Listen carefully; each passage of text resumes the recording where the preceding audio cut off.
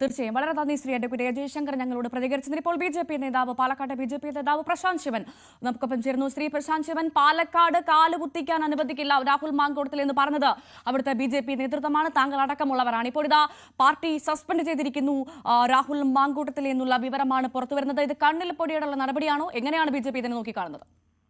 ഞങ്ങൾ ഇന്നലെ തന്നെ ഞങ്ങളുടെ നിലപാട് വളരെ വ്യക്തമായി പറഞ്ഞാണ്. കോൺഗ്രസ് ഈ വിഷയത്തിൽ എടുക്കുന്നത് ഒരു ഡബിൾ സ്റ്റാൻഡാണ് എടുത്തുകൊണ്ടിരിക്കുന്നത്. ഒരേ സമയം ജനങ്ങൾക്ക് മുന്നിൽ വന്നുകൊണ്ട് കോൺഗ്രസിന്റെ പല നേതാക്കന്മാരും രാഹുൽ രാജിവെച്ചേ തീരൂ, എത്രയും പെട്ടെന്ന് രാജിവെക്കണം, ഒരു നിമിഷം പോലും MLA സ്ഥാനത്ത് തുടരുന്നതിന് അർഹതയില്ല, യോഗ്യനല്ല എന്ന് പറയുന്ന അതേ കോൺഗ്രസ് പാർട്ടി തന്നെ രാഹുലിനെ ചേർത്ത് പിടിക്കുന്ന സമീപനമാണ് അവിടെ കാണുന്നത്. ഇവിടെ ജനങ്ങളെ പറ്റിക്കുന്നതിന് വേണ്ടിയാണ് കോൺഗ്രസ് പാർട്ടിയിൽ നിന്ന് അദ്ദേഹത്തെ പ്രാഥമിക അംഗത്വത്തിൽ നിന്ന് സസ്പെൻഡ് ചെയ്തു എന്ന് പറയുന്നത്. പക്ഷേ ഞങ്ങൾ ഇപ്പോഴും ഞങ്ങളുടെ നിലപാടിൽ ഉറച്ചു നിൽക്കുന്നു. രാഹുൽ രാജിവെച്ചേ തീരൂ.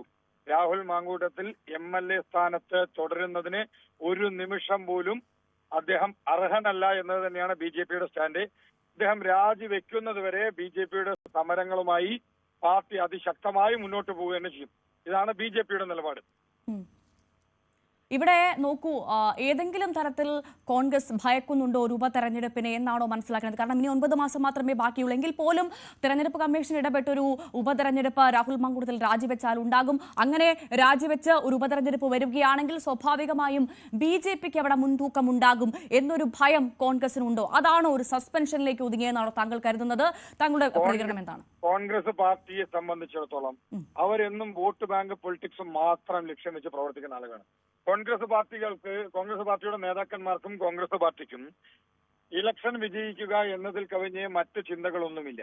അവര് ജനങ്ങളെ അവരുടെ വോട്ടിന്റെ കാര്യത്തിന് മാത്രമാണ് ആശ്രയിക്കുന്നത്. ഇവിടെ ഈ വിഷയത്തിലൊന്ന് ചിന്തിച്ചു നോക്കുക. ഞങ്ങൾ തുടക്കം മുതൽ പറഞ്ഞു, രാഷ്ട്രീയത്തിന് അതീതമായി കേരളത്തിലെ അമ്മ പെങ്ങന്മാരുടെ വേദന ഇന്നലെ ഒരു കോൺഗ്രസിന്റെ തന്നെ നേതാക്കന്മാരുടെ ഭാഗത്തു നിന്ന് സാമൂഹ്യ മാധ്യമങ്ങളിലെ പ്രതികരണങ്ങൾ നടന്നു. അതിൽ പലരും അത് മുക്കുകയും ചെയ്തു. എന്താ പറഞ്ഞത്? കേരളത്തിലെ സ്ത്രീജനങ്ങൾ ഭയാശങ്കയോടുകൂടി ജീവിക്കുന്നു രാഹുലിന്റെ വിഷയത്തിൽ എന്നാണ് പറഞ്ഞത്. അത് യാഥാർത്ഥ്യമാണ്. കേരളത്തിലുള്ള അമ്മ പെങ്ങന്മാർ വളരെയധികം ആശങ്കയിലാണ്, ഭയപ്പാടിലാണ്. അതിനെ ഒന്നും മാനിക്കാതെ പ്രാഥമിക അംഗത്വത്തിൽ നിന്ന് സസ്പെൻഡ് ചെയ്യുക എന്നത് മാത്രമാണ് കോൺഗ്രസ് ചെയ്തിരിക്കുന്നത്. ഇവിടെ സ്ത്രീകളുടെ കണ്ണീരിന് വിലയില്ല, അമ്മ പെങ്ങന്മാരുടെ വേദനകൾക്ക് വിലയില്ല, ഇവിടുത്തെ സഹോദരിമാരുടെ ആശങ്കകൾക്ക് വിലയില്ല. ഇവര് കേവലം വോട്ട് ബാങ്കിനെ മാത്രം ലക്ഷ്യം വെച്ചുകൊണ്ട്, ഇലക്ഷനെ മാത്രം മുന്നിൽ കണ്ടുകൊണ്ട് പ്രാഥമിക അംഗത്വത്തിൽ നിന്ന് സസ്പെൻഡ് ചെയ്യുക എന്നത് മാത്രമാണ് ചെയ്തിരിക്കുന്നത്. അത് ശരിയല്ല. രാഹുൽ മാങ്കൂട്ടത്തിൽ MLA സ്ഥാനം രാജിവെച്ചേ തീരൂ.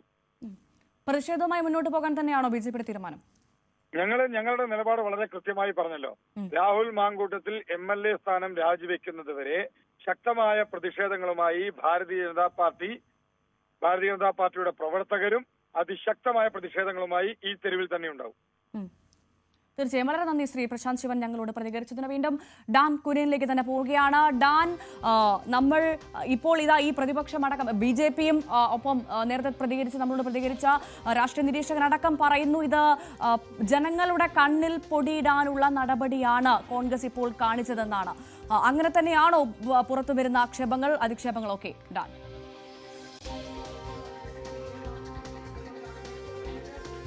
അനിവാര്യമായ ഒരു നടപടിയാണ് പാർട്ടി ഇപ്പോൾ കൈക്കൊണ്ടിരിക്കുന്നത്. പാർട്ടിയുടെ മുഖം രക്ഷിക്കാനും ഈ നടപടി അനിവാര്യം തന്നെയായിരുന്നു. അതിനപ്പുറത്തേക്ക് ഇവിടം കൊണ്ട് കാര്യങ്ങളെല്ലാം അവസാനിക്കുമോ എന്നതാണ് ഇനി കോൺഗ്രസ് നേതൃത്വവും നോക്കിക്കാണുന്നത്. കാരണം അതിനപ്പുറത്തേക്ക് കേരളത്തിൽ രാഷ്ട്രീയത്തിന് അതീതമായ ഒരു പൊതുവികാരം ഈ വിഷയത്തിൽ ഉയർന്നിട്ടുണ്ട്. കാരണം ആരോപണങ്ങൾ ഈ കേൾക്കേണ്ടി വന്ന ഒരുപാട് നേതാക്കൾ എതിർ രാഷ്ട്രീയ പാർട്ടികളിൽ നിന്നും കോൺഗ്രസിൽ നിന്നുമൊക്കെ ഇതിനു മുമ്പ് ഉണ്ടായിട്ടുണ്ട്. അതിൽ പലരും ഇപ്പോൾ നിയമസഭയിലുമുണ്ട്. പക്ഷേ അവർക്കൊക്കെ ഏതെങ്കിലും ഒരു വ്യക്തിയുടെയോ അല്ലെങ്കിൽ പരമാവധി രണ്ടുപേരുടെയോ ഒക്കെ പേരിലാണ് ഇത്തരം ആക്ഷേപങ്ങൾ കേൾക്കേണ്ടി വന്നിട്ടുള്ളത്.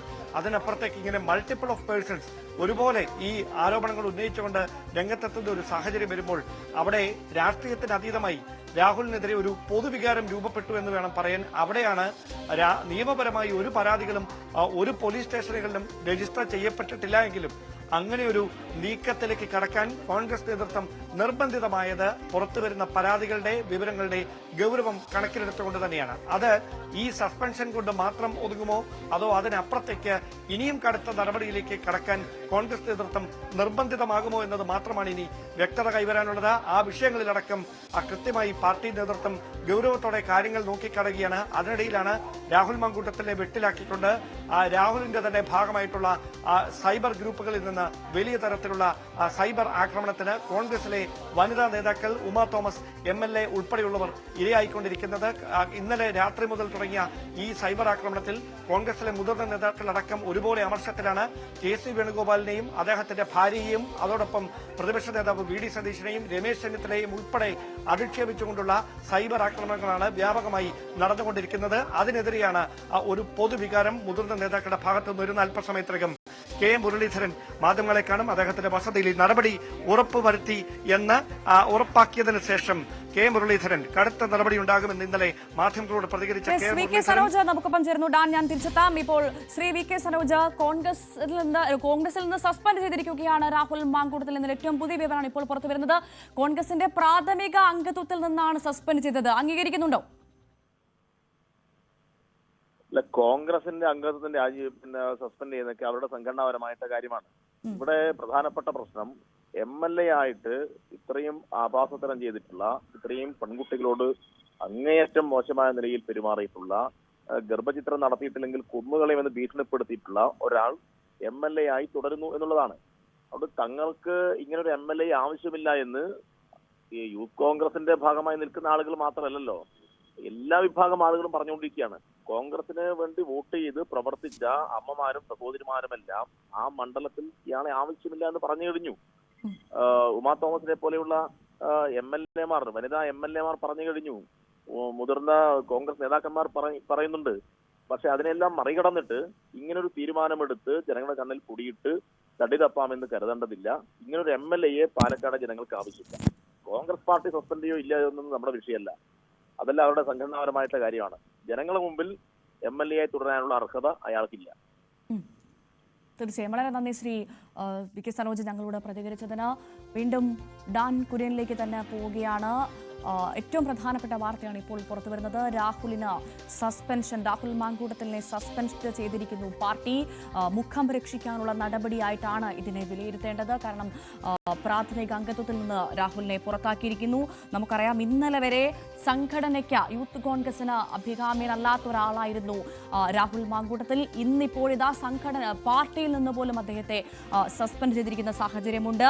അപ്പോൾ എങ്ങനെയാണ് പാലക്കാടിന്റെ ജനപ്രതിനിധിയായി രാഹുൽ മാങ്കൂട്ടത്തിന് തുടരാൻ സാധിക്കുമോ എന്നുള്ള പ്രധാനപ്പെട്ട ചോദ്യം അവിടെ ബാക്കി നിൽക്കുന്നു. ഒപ്പം ഡാൻ, നമ്മൾ നേരത്തെ ചോദിച്ച ആ 3 ചോദ്യം അത് ഞാൻ വീണ്ടും ആവർത്തിക്കുകയാണ്. അതിലൊന്ന് അതിങ്ങനെയാണ്: യുവനടിയുടെ ആരോപണങ്ങളിൽ രാഹുലിന് മറുപടി ഉണ്ടോ? 2, യുവതിയെ ഗർഭചിത്രത്തിന് ഭീഷണിപ്പെടുത്തുന്ന ഓഡിയോ സന്ദേശം തന്റേതല്ല എന്ന് പറയാൻ ആർജവമുണ്ടോ രാഹുൽ മാങ്കൂട്ടത്തിന്? 3, ഹണി ഭാസ്കരൻ, അവന്തിക തുടങ്ങിയ ആളുകൾ ഉന്നയിച്ചത് സ്ട്രെയിറ്റ് ആയിട്ടുള്ള പരാതിയാണ്. അത് തെറ്റാണെങ്കിൽ എന്തുകൊണ്ട് മാനനഷ്ട കേസ് നൽകാൻ ശ്രീ രാഹുൽ മാങ്കൂട്ടം തയ്യാറാകുന്നില്ല എന്നുള്ള 3ാമത്തെ ചോദ്യം. അപ്പോൾ എന്താണ് ഭയക്കുന്നത് ഡാൻ ഇപ്പോഴും രാഹുൽ മാങ്കൂട്ടം?